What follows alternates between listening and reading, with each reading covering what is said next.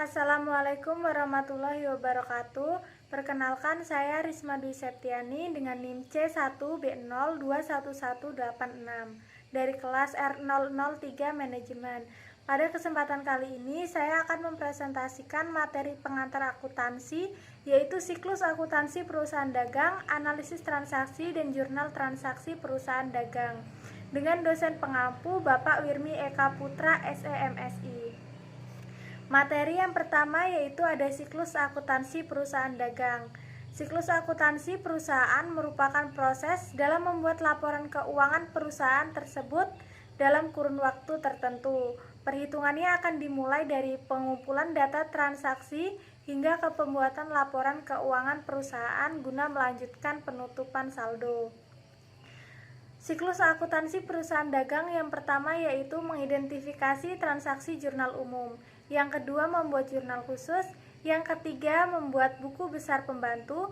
Yang keempat, melakukan posting ke buku besar. Yang kelima, membuat laporan harga pokok penjualan. Kemudian yang keenam, ada membuat neraca saldo. Yang ketujuh, membuat jurnal penyesuaian. Yang kedelapan, membuat neraca saldo setelah penyesuaian. Yang kesembilan, yaitu menyiapkan laporan keuangan. Langkah yang ke-10, membuat jurnal penutup. Ke-11, neraca saldo setelah penutup, dan yang terakhir yaitu jurnal pembalik.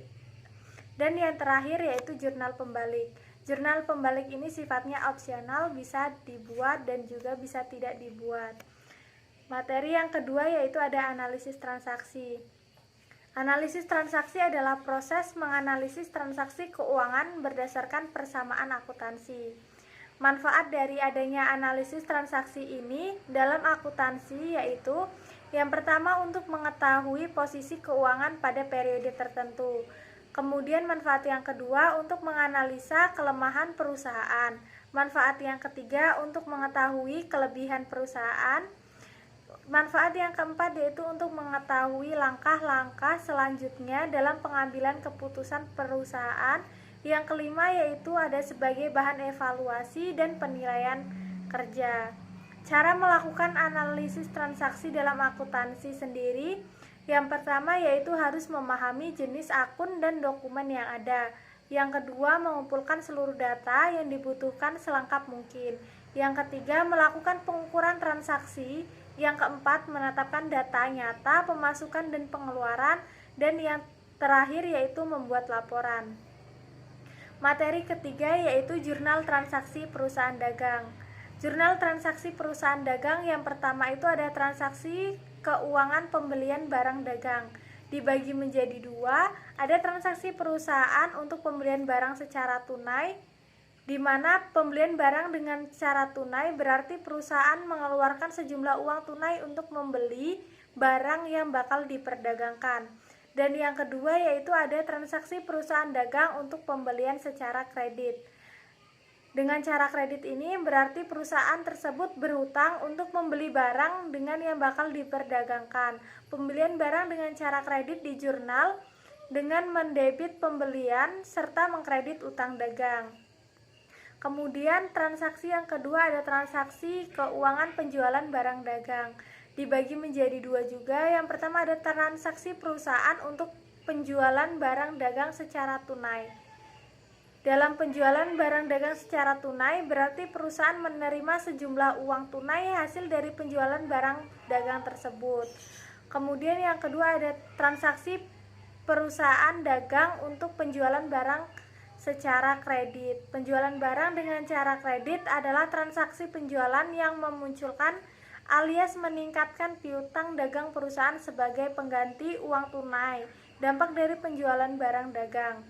Kemudian transaksi yang ketiga ada transaksi keuangan retur penjualan barang dagang. Pada transaksi ini terjadi sebab faktor khusus, misalnya dari barang dagang yang telah terjual, tersedia berbagai barang dagang yang keadaannya cacat atau rusak.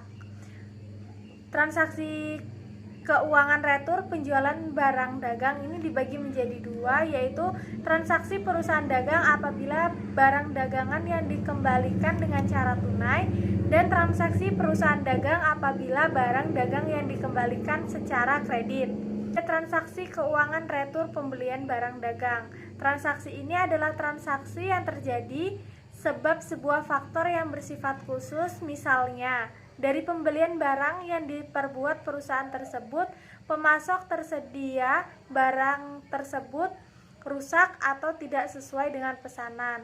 Transaksi keuangan retur pembelian barang dagang ini dibagi menjadi dua. Yang pertama ada pembelian barang dagangan yang dilakukan dengan tunai, dan yang kedua ada pembelian barang dagangan yang dilakukan dengan kredit.